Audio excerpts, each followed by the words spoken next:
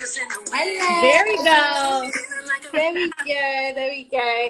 I think there was a problem anyway because I was trying to. It wasn't saying it was reaching out to my followers, so hopefully this will be better now. But thank you for your time today. No Thank you for coming in. Appreciate you. How you doing? Can you hear me? Yeah. Okay. Yeah. Let me put my headphones in though, because it might help it a little bit better.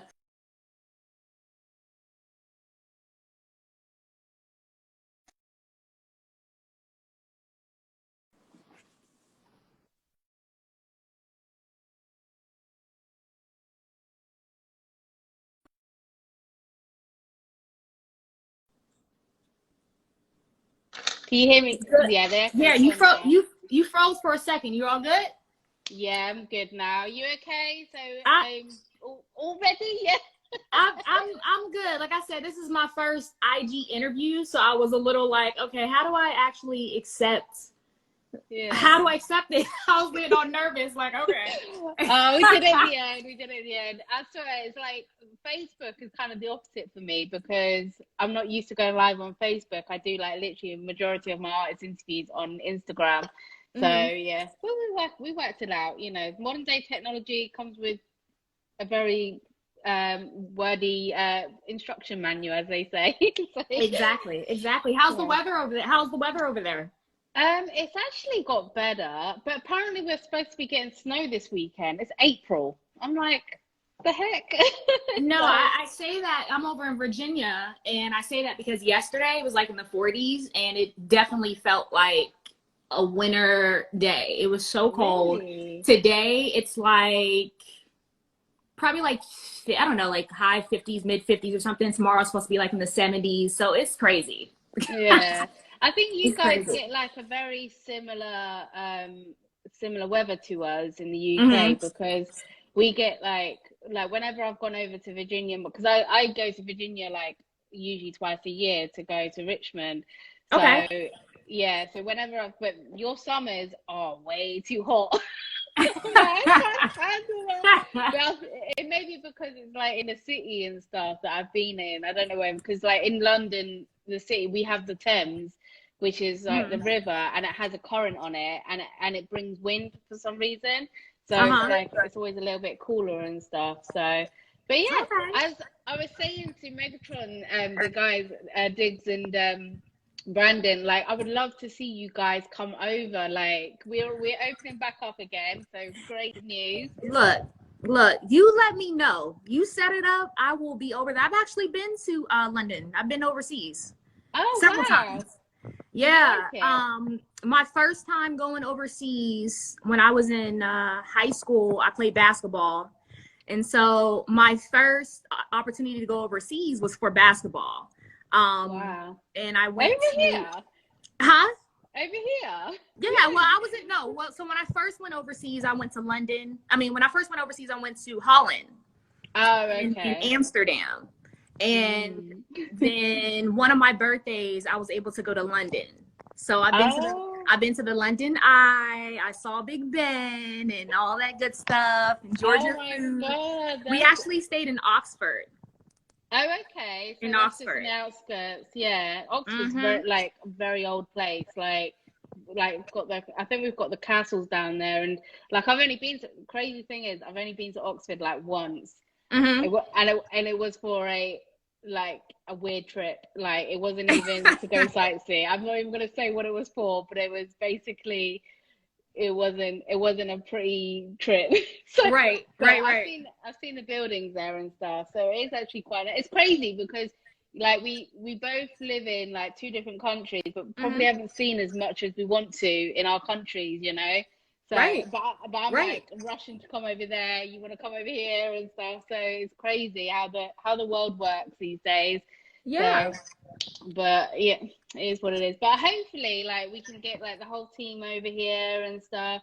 Look, I'm down. Some performers and stuff, and we can go visit the London Eye again and do all that. You can exactly. Get some performance. Get a performance in over there. Like, look, I'm down. I'm open. That's definitely dope. So, where are you at the moment? You still in Virginia at the moment? I'm in Virginia. I'm currently in Virginia. Yeah, Virginia's home. what area in Virginia are you from? So I live in Northern Virginia. We call it the DMV. You heard of the DMV? Okay. Yeah, it's DC, like where DC. Washington. Yeah, like DC, Maryland, and Virginia. So I live in Northern Virginia. So I'm like 20 minutes from DC. Oh, okay. Yeah, Virginia's actually quite a big place. I didn't realize that. No, it's very big. And what people don't understand is like every part of Virginia is different. Like, you know, Richmond is not like Northern Virginia. Northern Virginia is not like Richmond. Richmond is not like, you know, the Hampton Roads area, which is like Virginia Beach, Hampton, so on and so forth. Like each part of Virginia has its own little vibe. Yeah. But altogether, you know, Virginia is his home. It's like one of a kind to me. Yeah, definitely. It's I don't know. I've been there for like to see my friends, and I was seeing somebody out there at the time, so it was kind of like a weird type of trip. I haven't been sightseeing, and I really want to go to Virginia Beach, definitely, because I believe. So Virginia Beach is quite or Norfolk is quite a naval or army place, isn't it? Yeah, so definitely. So did you know Keynotes and Nuke beforehand, before Megatron? I did not. Wow. I did not. So I was introduced to Brandon through my engineer who's from Chesapeake, Virginia. And so I was linked to him. I was linked to my engineer by a producer down there in Virginia Beach who I've been working with for years. I've been working with since like 2015. And that's my bro. So he introduced me to Wavy. His name is Ed Wavy, my engineer. And then, you know, we were just talking about some stuff and he was like, yo, I want to introduce you to Brandon. And then that's just how that relationship started. So how long have you been with Megatron? So it's a new venture. I signed to management with Brandon top of this year. Oh, wow. But so it's new. But we were nurturing our relationship throughout the pandemic for a couple months through the pandemic. Yeah, I think that's really important as well, because it's you know, you're putting trust into them and vice versa, you know. Right. So it's nice to see that. Right. As well. So sorry, you were gonna say during so how did you do that? Because I know they're not based in Virginia, are they? They're based somewhere else in the States. Right. So how did you kind of like work on that relationship? You know, virtuals, Zoom, a lot of phone calls, FaceTime, just pretty much tapping into the new wave of technology and just tapping into the resources that were provided for us during the pandemic. And I guess I think at the end of the day, there was just a want, you know what I mean? I think there was a want to work together. There was a want to do business. There was a want to connect. So we just made the effort to make it work. You know what I mean? A lot of questions over the phone, a lot of insight, especially as a woman, like getting into the industry, like you got to ask as many questions as you can, you know what I mean? Like to build that comfort and to make, like you said, it's someone, you're trusting someone with your career. So at the end of the day, you know, we just built the rapport. That's dope. I think it's important for that to happen as well. Right. So as you said, you know, being a female in the industry, we have to kind of like make sure we have to do a little bit more investigating to make sure good intentions are there. As a female artist, do you find it's difficult to work with other female artists, or do you find it difficult to work with male artists, or are you like, what was your opinion on it? I mean, I'm open to working with anyone with the good energy, with the good vibe, who's talented, you know what I mean? Who fits what I'm trying to do. And even vice versa, if you need me on something, like at the end of the day, I'm all about adapting to what you need for it to make sense. You understand what I'm saying? Like, I'm all about things making sense. It has to make sense at the end of the day. I think navigating through the industry in general as a woman, especially like when you're attractive and you're smart, you know, you have other attributes, it can make it a little more, I'm not going to say difficult, but you have to be mindful. Like it's almost like, so naturally I don't want to say you got to be smarter than your opponent type thing, but you almost have to think, not just for yourself, but you have to think on behalf of the people that you're working with as well. You see what I'm saying? Yeah. So, you know, as far as collabing, that's never, it's, I don't think it's either or. I don't think it's harder to work with the male or like women or men when it comes down to collaborating. But as far as just being a woman in the industry, navigating through the industry in a male dominated industry, you know, that's just going to come with the stuff regardless. You see what I'm saying? So you just have to be smart. You just have to be smart. Do you feel like there's a change coming, like with the amount of female artists that are coming out? Do you feel like there's a like change? How long, in your opinion, do you think it's going to take for kind of like females to kind of be, because unfortunately it is a male dominated industry, and sometimes females get overlooked, unfortunately. So for females for us to get that balance, what would you advise, or what would you say, how long it's going to take for the kind of industry to balance out with female artists as well? I think women have always been winning. It's just that now we're getting the shine. You see what I'm saying? Like now the platforms are provided for us to step through these doors. Yeah. I think one of the things that I would want to see change as far as the industry is the powers that be kind of not. I feel like when it comes down to women, if you look at like back in the day when you had Foxy Brown and you had Lil Kim and you had, you know, like the Ladies Night video, on that one song, you had the top female artists all on one song. See what I'm saying? Like, and we haven't seen it since. Say it again. We haven't seen it since. And we haven't seen it. Like in that song, there was no ego, there was no nothing. Like everyone at one point, the hottest artists, the hottest female artists were all out at the same time. Yeah. And so I feel like over time, the powers that be kind of drive this narrative of there can't be too many female artists out at the same time.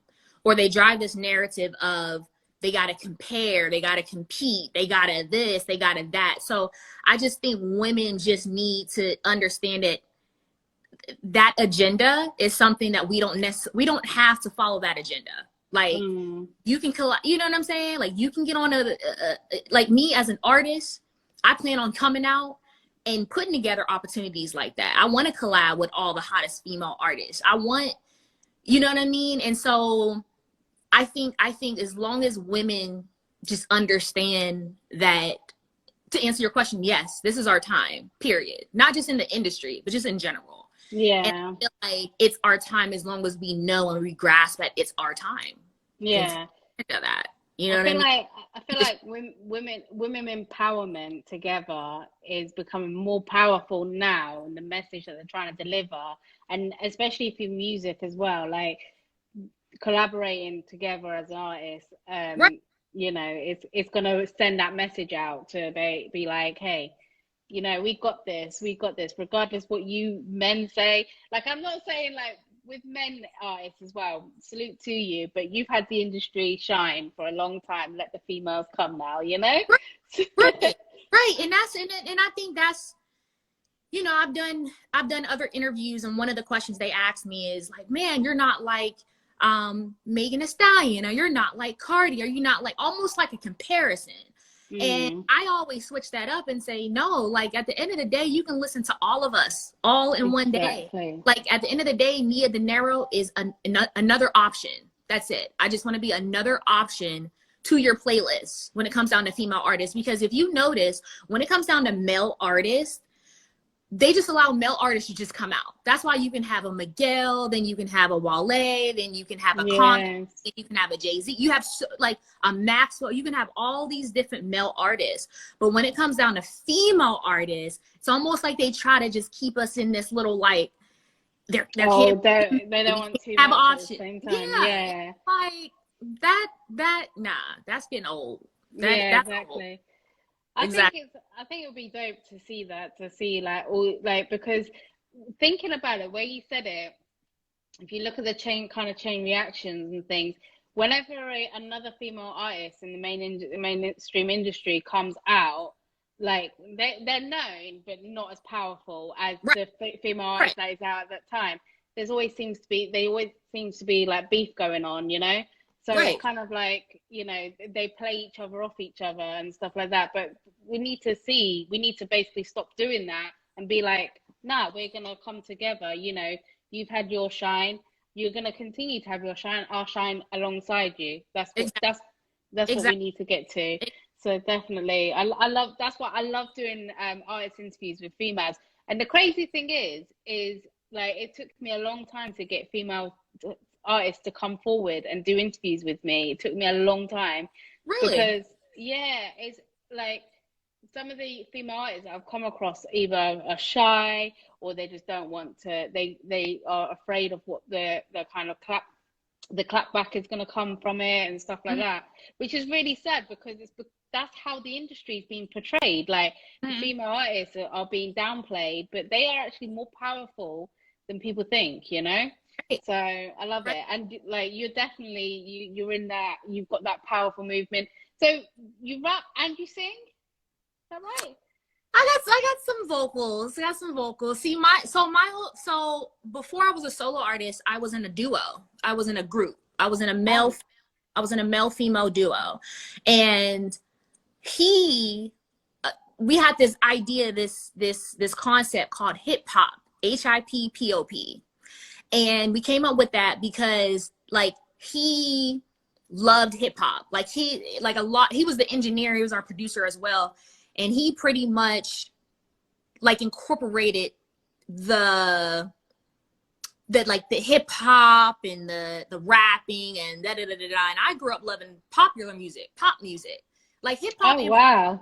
So like pop, yeah, like I love growing up, like we grew up listening to all types of music, from Celine Dion and Rascal Flatts to like Michael Jackson, Janet, like everything, right? And so when we clicked, we pretty much was like, okay, like we're gonna rap, we're gonna do this, but we're also going to add melody, and we're also going to add bridges, and we're going to also create pre-hooks. And so I think one of the things that make me unique, or my sound unique, is even if I'm flowing, and I say flow because usually when people hear my music, it flows. You see what I'm saying? It's not, it's just, it's melodic. It just, you know.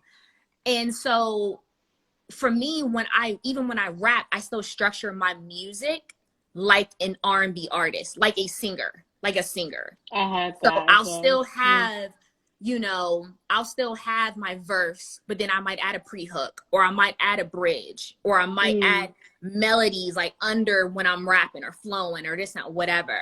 And I just think that just all comes down to me just loving music, just the musicality of just in Virginia, like especially in Virginia Beach in the 757 area, like you just meet a lot of musical geniuses, like people who play instruments and vocal coaching and everything else. And so for me, that's how I started my career. You know, my producer was a vocal coach. He was a musician. He was in the band at Norfolk State.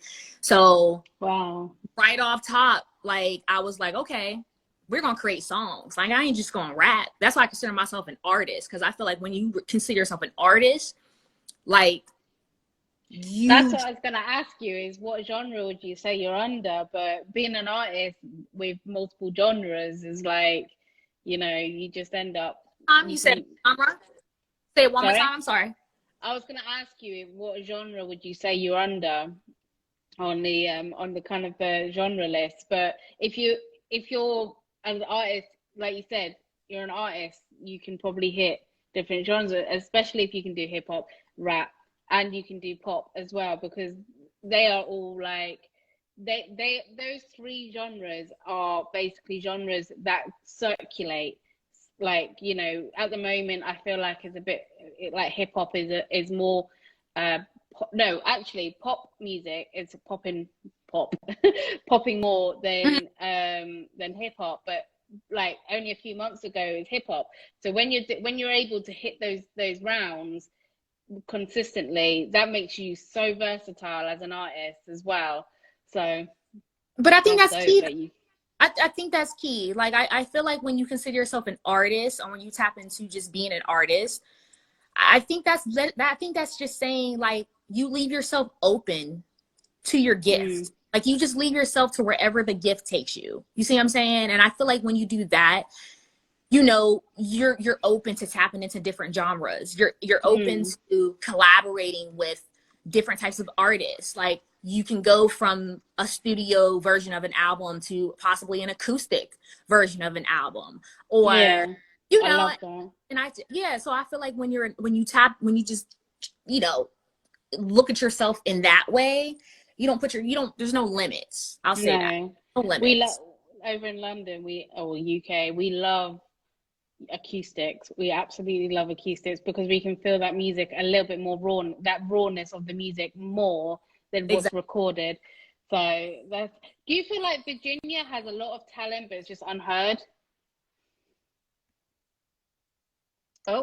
Growing up in the DMV, believe it or not, Virginia is one of those places to where we're getting it together now.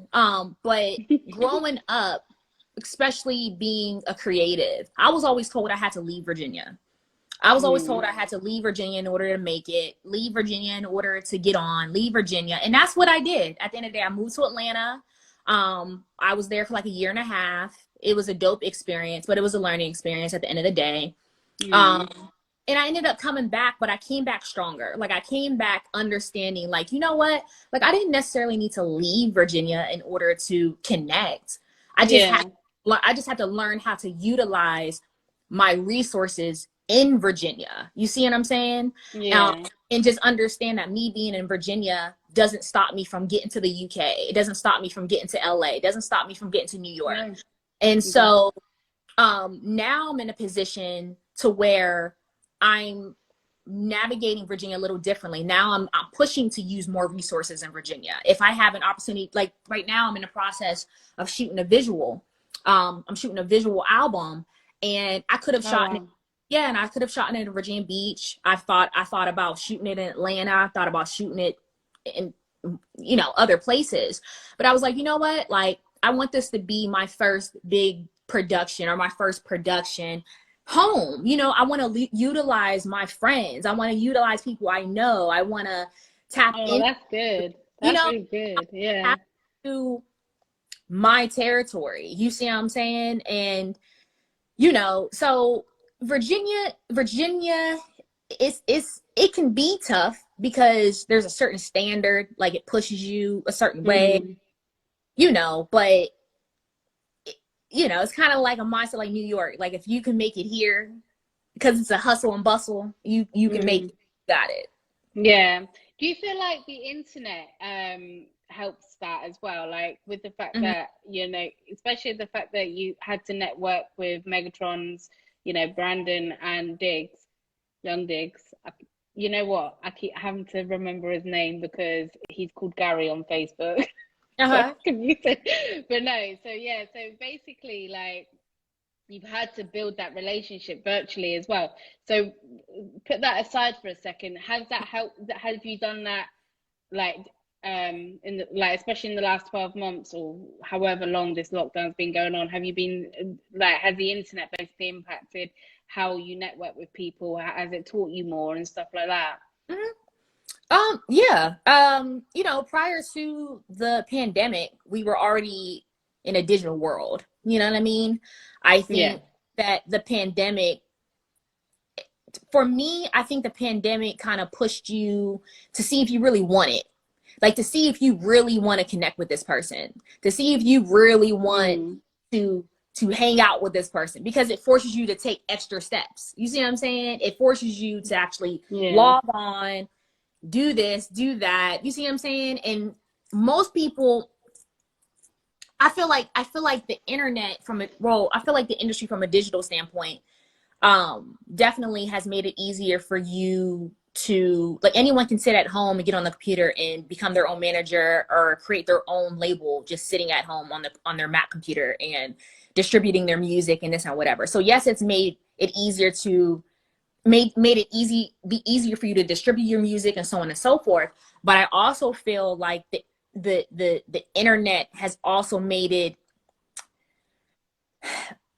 it pushes it's now made it so you have to be more creative in standing out, because now anyone can be anything. Like now anyone can be a host or have a podcast or be an artist or whatever, whether they're good or not. So you know what I mean? So I feel like how they come across on the as the second letter said, it's oversaturated, like literally. Exactly. It's oversaturated. So I feel like it pushes you to be that much more creative, to be like, okay, how can I stand out? Like, how do I, okay, if everyone's trying to be an artist, what can I do to be different? You see what I'm saying? So yeah, I mean, it has its ups and it has its downs. You know, I think one of the most common downsides of the internet is just how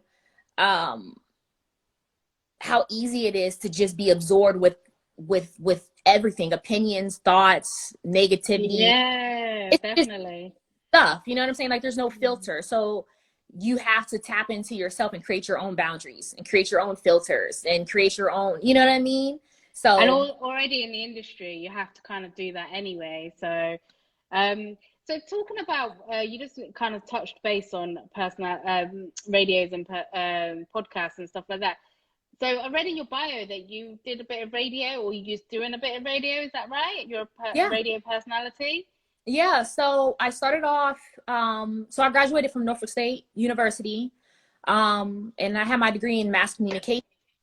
And so, so when I got into school, like I was already kind of like tapping into just like the media and theater and stuff like that. And my friend on campus at the time was like, you should audition for the radio station here at campus.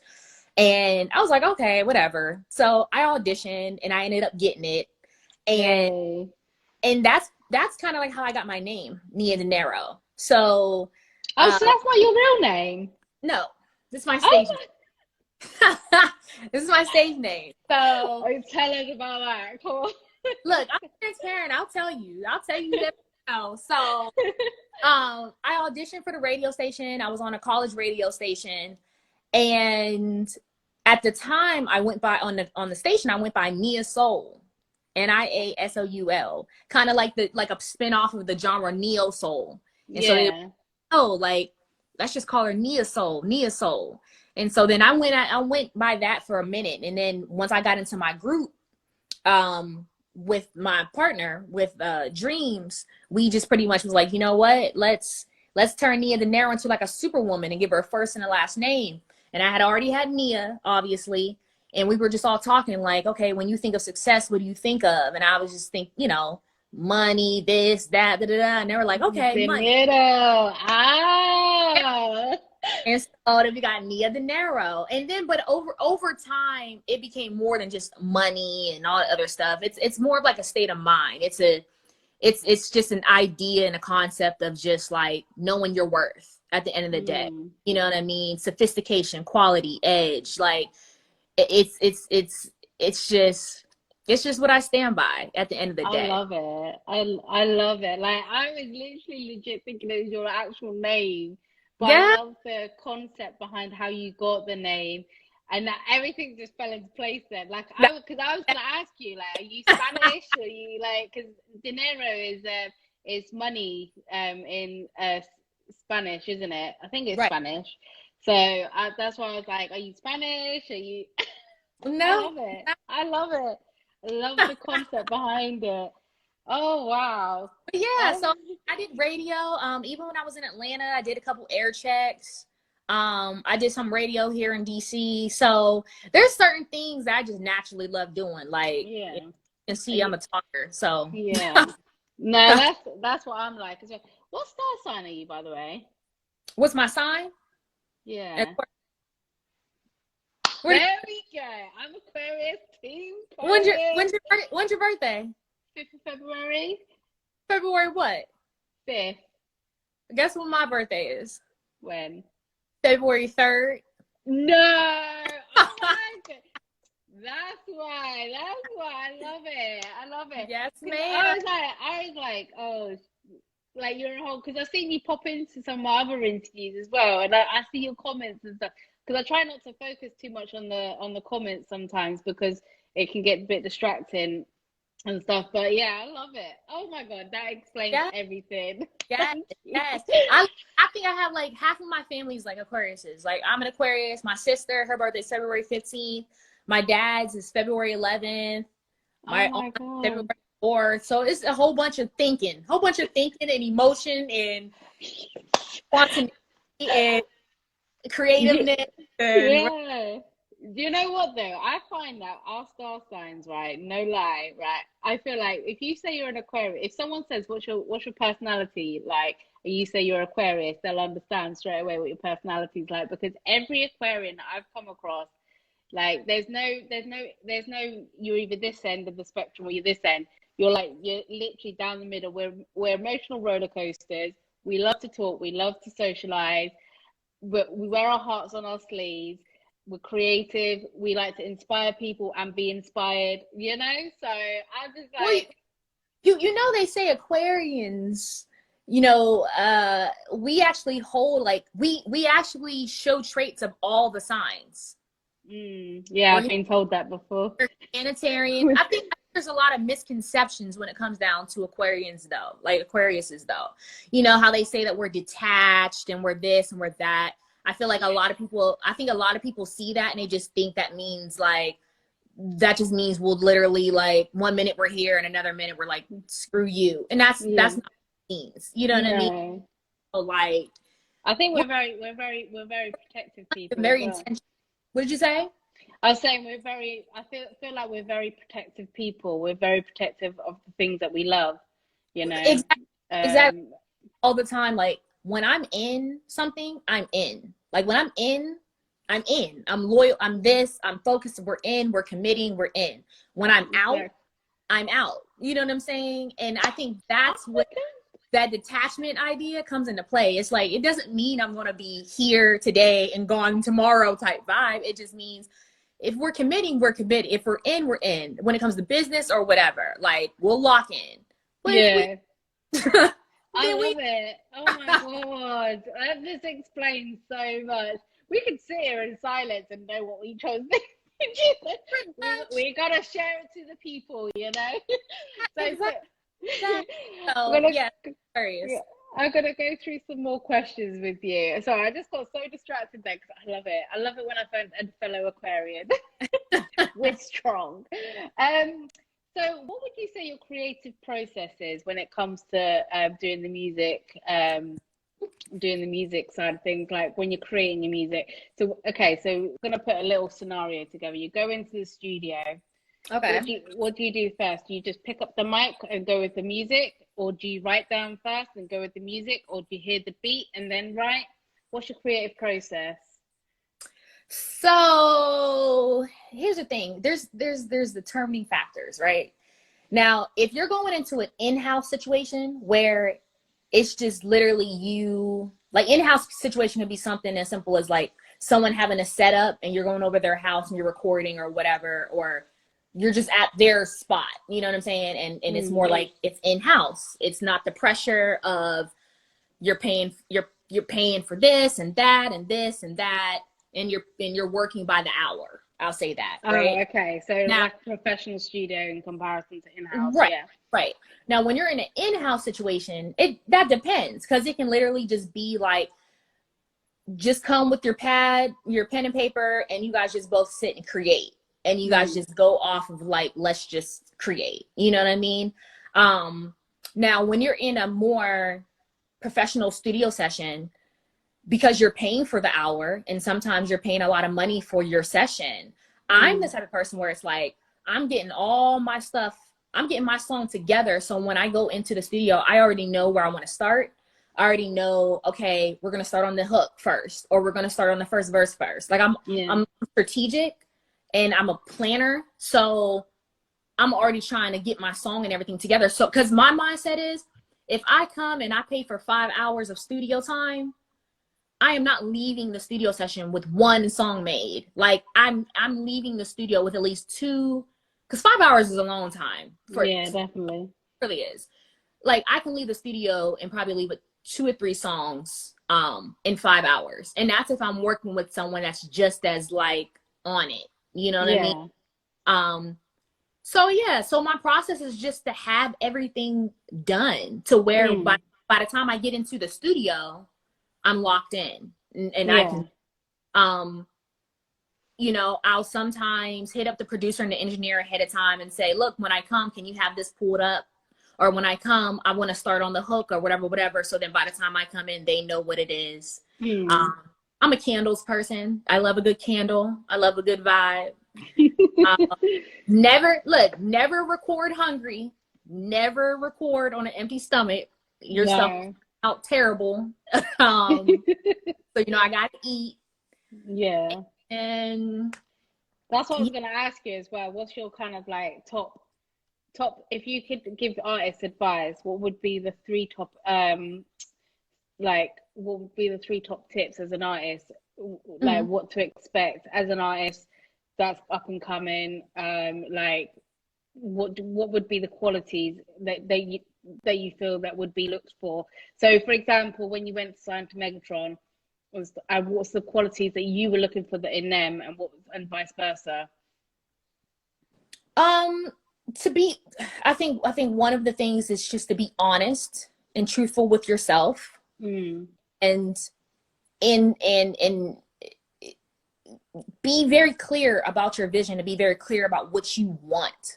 I'm a firm believer that you should never ever go to the table with nothing, because if you go to the table with nothing, you're giving them the opportunity, or the person on the other side of the table, the opportunity to tell you what you're going to do, tell you what you're going to be, tell you what you're going to eat, tell you whatever. But if I come to the table and I'm like, look, this is what I want to do, this is where I'm at, this is what I've done, this is my vision for myself, this is whatever, then you can read BS a lot faster, because then you can gauge their vision and say to yourself, that doesn't really like tie into what you're looking for, what I'm thinking, or this, not whatever.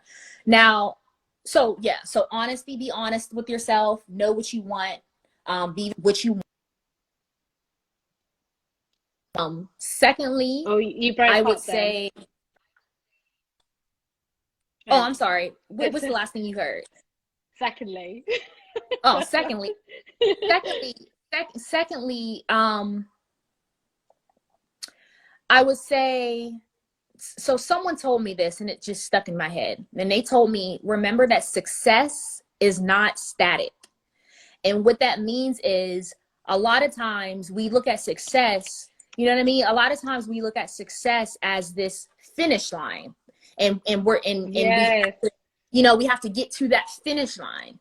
But in reality, success is literally like you think of a picture. It's like the picture are the millions of pixels. So success is the millions of pixels. And then the end result of success is like you looking back and you realizing like, oh, it's a full picture. But it took all these millions of pieces along the way. Little goals. That's what little goals. Exactly. And so those little, I don't think it ends though. Like it doesn't. You can never be like, you'll reach a goal and then you've got to go to the next goal. Like regardless whether it's a life situation, business situation, career situation, you know, because I feel like until we die, we are a living, learning, like rotation kind of situation and that's what it is. And that's what it is. You know what I mean? That's what it is. And I had to learn that, because, you know, for a long time, especially in the beginning of my career, I used to think success was the finish line. And with that concept and with that mindset comes the anxiety, comes depression, comes this mindset of like, you know, just kind of diminishing your smaller victories and just feeling like you're not good enough and insecure and just all these different things. And it wasn't until I read this book called The Alchemist. I don't know if you've ever read The Alchemist. Have you ever read it? No. So read it. So the book is about, long story short, the book is about this boy that grows up in this village, and his family's very complacent. They have this job, blah, blah, blah. And they're pretty much telling him like, this is what you're going to be. This is what you're going to do. And then he has this vision of this wife right? So he goes on this journey. He's pretty much trying to convince his dad, like, I got to go out. I got to get away from home. I got to do this. I got to do that. So the whole book is pretty much like him having this idea of getting to this woman at the end, right? But along his journey, he goes through all these twists and turns. He meets all these different people. He, you know, he goes to all these different places, and this was all unplanned. This was just him just going on the journey. He just finds himself in all these different spaces. And so by the time he gets to the woman at the end, he kind of realizes, like, this whole journey was, I thought in the very beginning, this journey was about me coming to you or getting to you, but it was never about you. It was always about the journey. And after reading that, that kind of changed my whole idea of, like, just even me pursuing my journey, like how I look at life. Because I feel like when you go into life with that mindset of a journey, you leave yourself open to, like, okay, my goal may be to get a Grammy, but as I pursue that, if I end up writing a book, if I end up meeting my husband, if I end up doing this, if I end up doing that, it's still all a part. It can still all be a part of me still getting that Grammy. You understand what I'm saying? Exactly. So it's kind of like saying, don't close other opportunities because you've got tunnel vision. If you see something at the side, go for it, because the end of it is adding to your goals and stuff like that. Definitely. I completely get what you're saying there. Exactly. So stay true, stay honest to yourself, have a clear vision. Success isn't static. Don't pressure yourself, like you said, with this tunnel vision. Just go with it. Just go with what feels right, what taps into what makes you a better person, however that looks, you know what I'm saying? And just as a woman, I'll say, as a woman, just be smart, be careful. That's what I would say. Like, be smart and just be careful.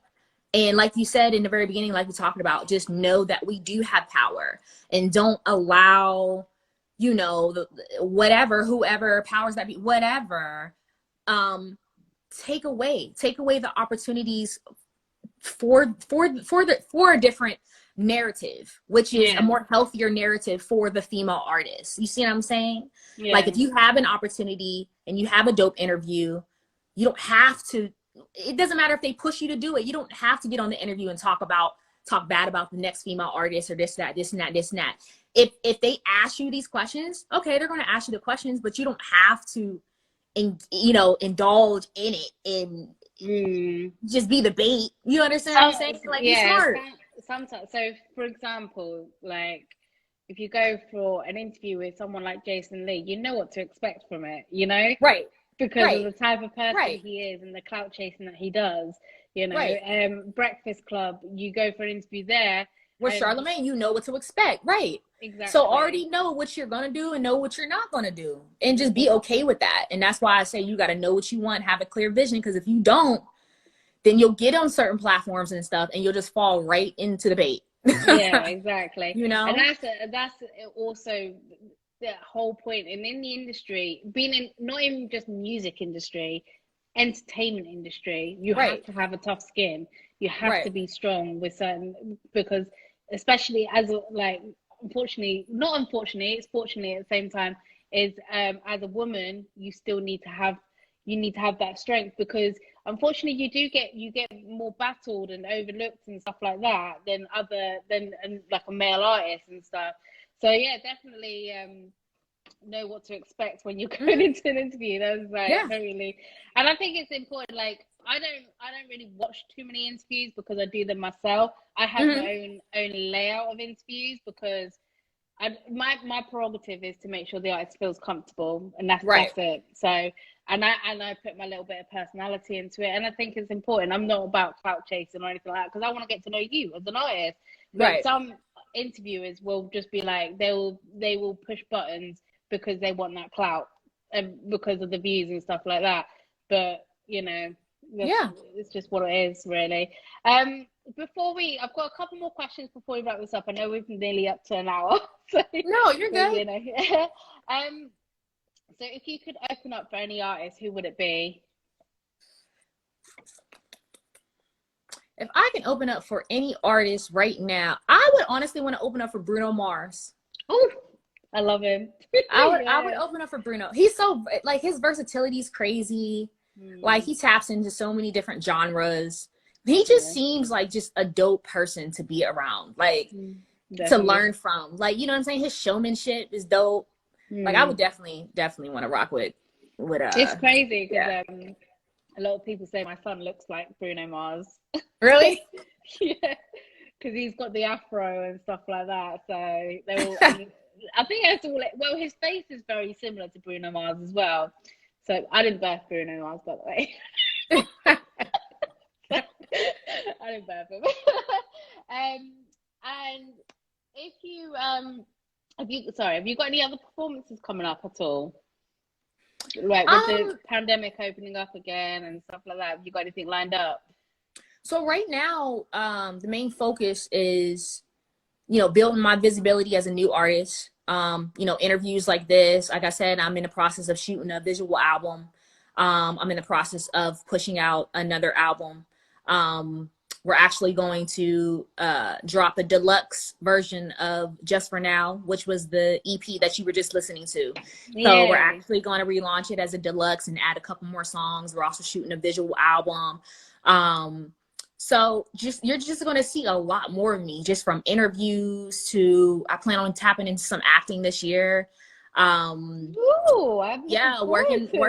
on a publishing opportunity, doing some writing.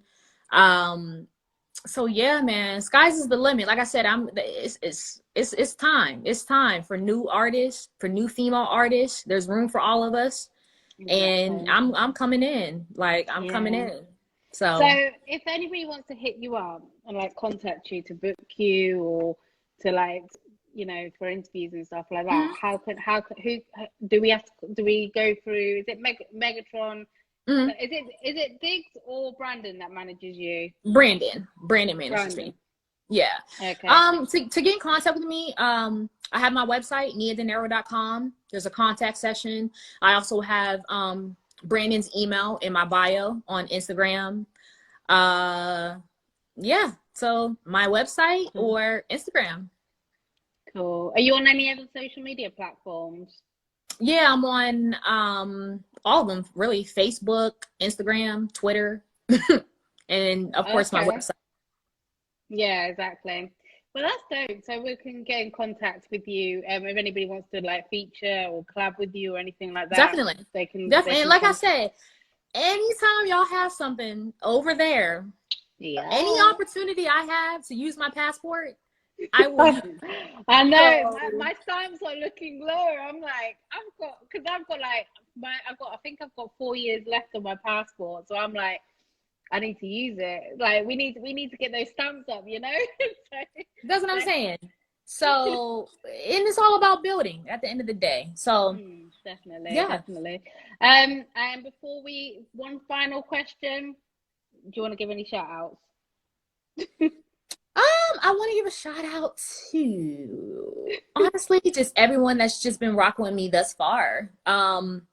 I want to give a shout out to, of course, Brandon, my sister, my people. I want to give a shout out to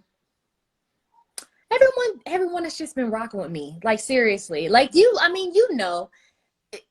it takes a lot to pursue this. You know what I mean? Yeah. And so I think the closer and closer you get to your goal, the more you start seeing who's been around and who's stuck around and who's been encouraging you to not quit and to keep going and this and that. So I'm supportive and grateful for everybody. Like, I don't look at anyone or anything, even those that probably have fell off the train as a waste. Like, nothing is a waste. It's all for a reason. That's one of the things I believe in is you meet people for a reason because they are there to educate you or strengthen you, like, literally. And like anybody you come across, don't feel bad if they do drop off or anything like that, because at the end of the day, everybody you come across has a purpose, so that's, whether it's good or bad, it's just one of those things. It's just one of those things. It's all about your perspective. It's all about how you take it. You know what I mean? So We think so much alike. I swear. We think so much alike. I love it. I can't wait to see you in person. But anyway, we're gonna wrap this up now. You my girl now. You my girl. Yes. I swear, I love all of you. Like Megatron family, like you guys are like family to me as well. So I appreciate like all the interviews I've done with everybody. It's been amazing. You've all got good energy, like sense of humor, good energy, and just a whole vibe. And I see why you guys work so well together as well. I was saying that to Brandon the other day, like you guys work so well together because you all have the kind of the same mindset. Although they're different, star signs, me and you, we're the same, Yeah. And I mean, that's key too. That's key. I think, especially as a female artist, you got to get with the team, or it doesn't even have to be a large team. It could be one person. But just to have that one person that's willing to protect you. And I'm saying that as a female artist, like you need someone to guide you, to help guide you. It doesn't matter how strong you are, how much of a boss chick, whatever. Like we all need to be guided and protected in this industry. And it's just to life. get, in life.